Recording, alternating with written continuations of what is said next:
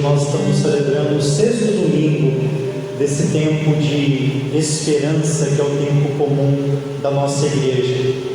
Primeira leitura de hoje é do profeta Jeremias. Jeremias, nesta leitura de hoje, tem a responsabilidade de fazer com que o povo volte, confie novamente no Senhor. O rei da época, o rei dos judeus aqui era Joaquim. Joaquim, buscando privilégio pessoal, ele faz um pacto com países estrangeiros, no caso o Egito. Nesse sentido, o povo fica de lado, o povo fica esquecido e ele se preocupa em si, com o que ele vai ganhar com essas alianças, não só com o povo estrangeiro, mas com deuses estrangeiros. Com isso vai entrando no meio do povo outros deuses que não é o Deus verdadeiro. A leitura então de hoje começa dizendo assim: maldito o homem que confia no homem e faz consistir sua força na carne humana. Não que nós não devemos confiar nos outros, mas aqui a crítica é para as pessoas que confiam nos outros mais do que em Deus. Não coloca Deus em primeiro lugar, acha que é autossuficiente, que tudo pode fazer, que a sua saúde, os seus bens, tudo depende da pessoa. E a gente sabe que não é assim. Nós sabemos que tudo na vida nós dependemos de Deus. Nós precisamos confiar nele e depois a gente vai dirigindo a nossa vida. No tempo da pandemia, nós vivemos uma crise de confiança. Ninguém confia mais em ninguém. A gente ficou numa crise. Confio nessa vacina, não confio. Confio nesse ministro da saúde, eu não confio. Confio nesse caminho, eu não confio. E com isso, a gente foi perdendo a confiança nas pessoas. Quantas pessoas a gente não encontra hoje que diz pra gente: eu não confio mais no outro. Isso também é ruim, porque vai dizendo que a gente está perdendo a confiança no ser humano. Se hoje não for assinado no papel, quem diz que o outro é de confiança? Tem gente que fala uma coisa hoje, amanhã já muda de ideia, já fala outra coisa. E aí ele dá um exemplo de uma secura. É o tipo da pessoa que é igual aquela planta do deserto, é seca, só ali na areia, não busca as coisas em Deus e vai ressecando até morrer, mas não muda, prefere morrer do que mudar. Esses, diz o profeta, malditos. Só que agora ele vai dizer dos benditos. Bendito o homem que confia no Senhor, que coloca a sua esperança em Deus. Essa é uma oração que todos nós devemos fazer. Senhor, eu preciso de Ti, sem Ti nada sou. Ele usa o exemplo de uma outra árvore, uma árvore que as raízes chegam no rio para poder se alimentar.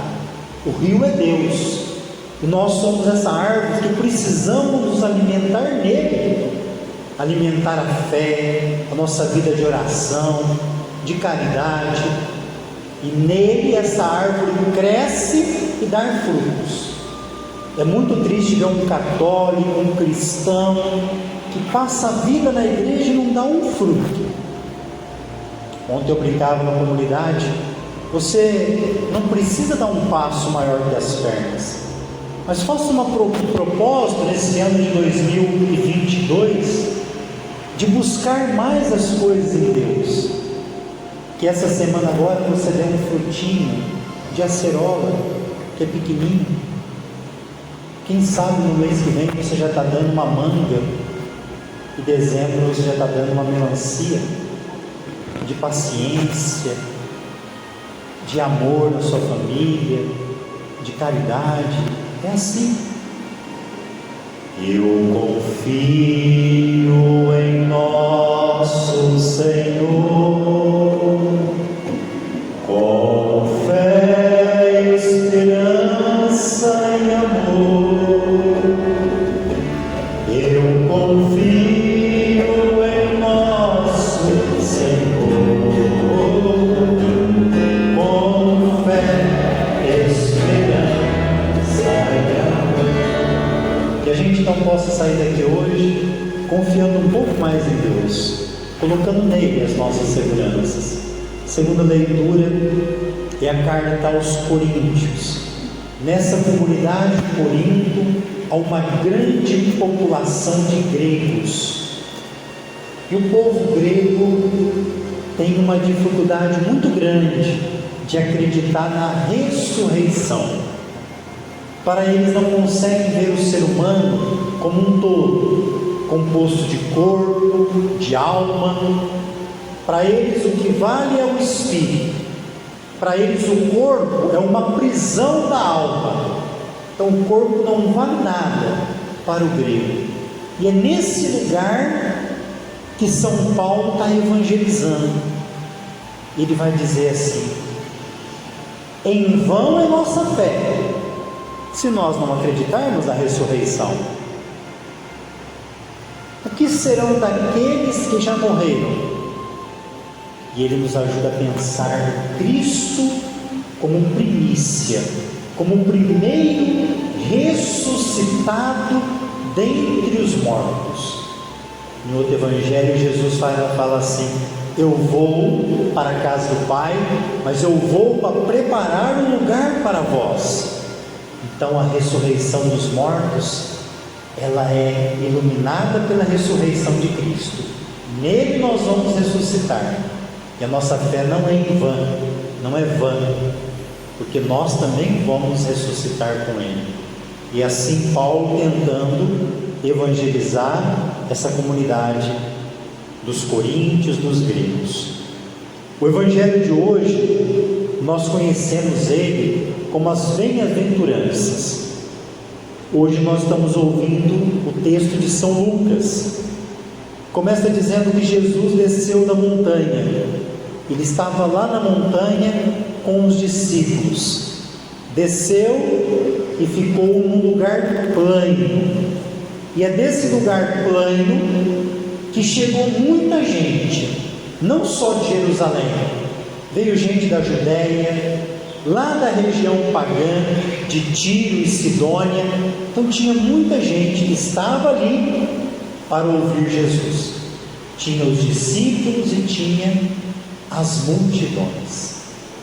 Você sabe que na Bíblia a cena da montanha é o lugar do encontro com Deus. Subir na montanha é subir no lugar de oração.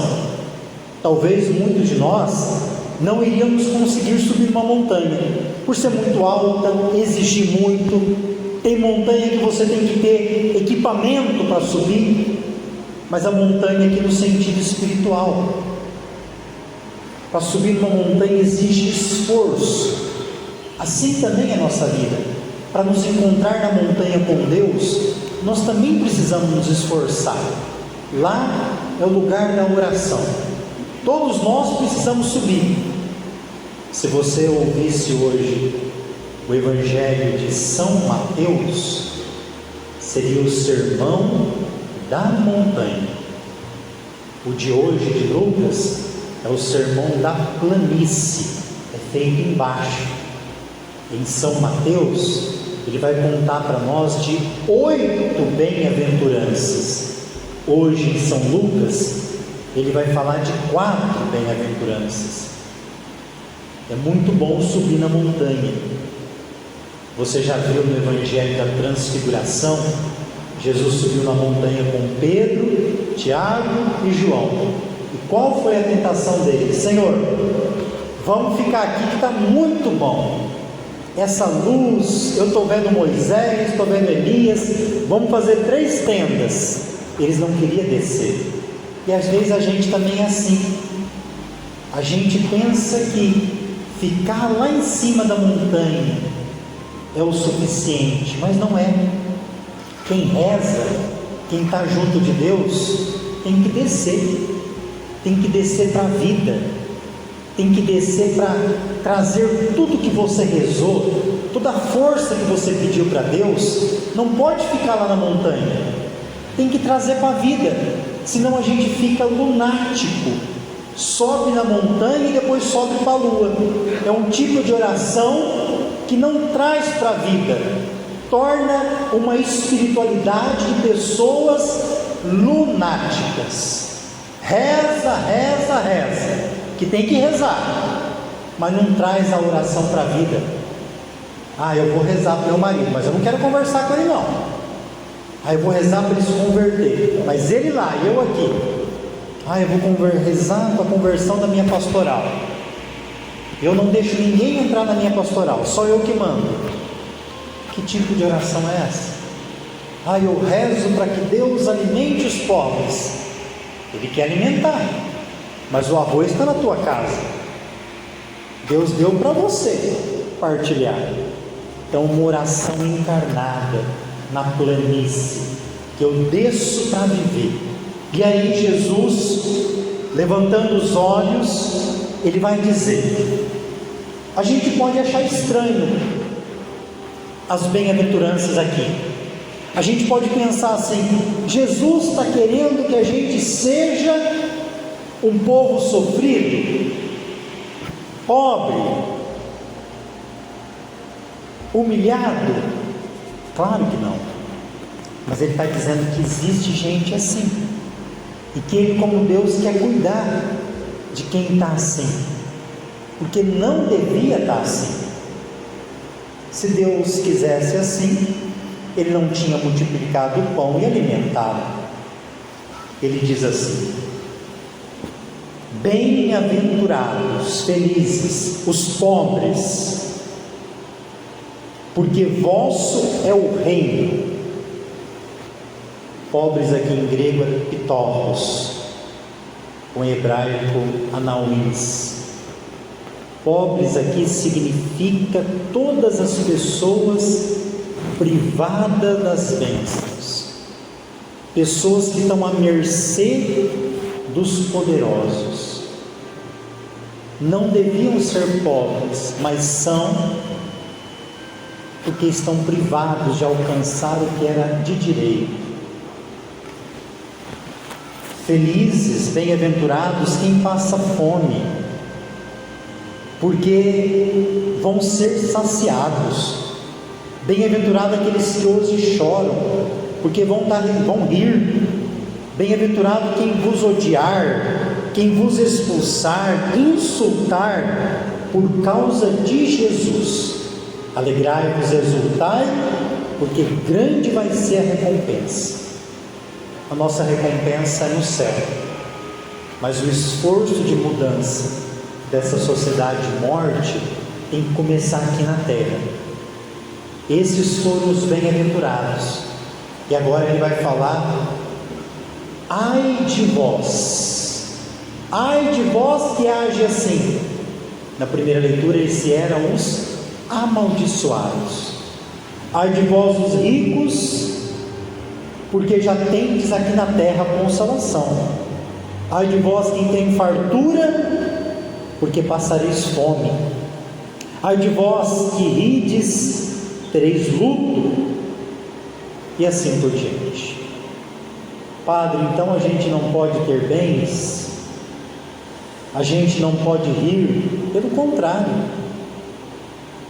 oxalá que tenhamos, mas Deus está falando de gente que tem, mas que é fechado, que não se abre, que não partilha. Que Deus, nessa liturgia de hoje, ajude também nós sermos bem-aventurados, porque confiamos em Deus.